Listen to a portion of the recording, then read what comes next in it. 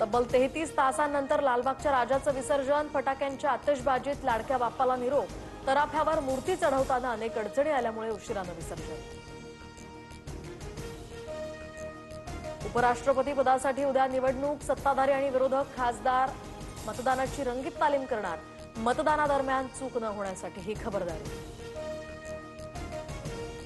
उपराष्ट्रपती पदाच्या निवडणुकीच्या अनुषंगानं आज एनडीए आणि इंडिया आघाडीच्या दिल्लीमध्ये स्वतंत्र बैठक होण्याची शक्यता, तर एनडीएकडून सीपी राधाकृष्णन तर इंडिया आघाडीकडून सुदर्शन रेड्डी मैदानात। जीआर विरोधात छगन भुजबळ आज किंवा उद्या कोर्टात जाण्याची शक्यता, जीआरमधील काही शब्दांवरून संभ्रम, कागदपत्रांची जुळवाजुळव सुरू, भुजबळांची काही दिवसांपूर्वी माहिती। मराठा समाजाचा विचार करताना ओबीसी समाजाचं अहित होऊ देणार नाही, ओबीसींचा उद्धार आणि विकास करण्याचं शिवकार्य आम्ही करणारच, मुख्यमंत्री फडणवीसांची ग्वाही।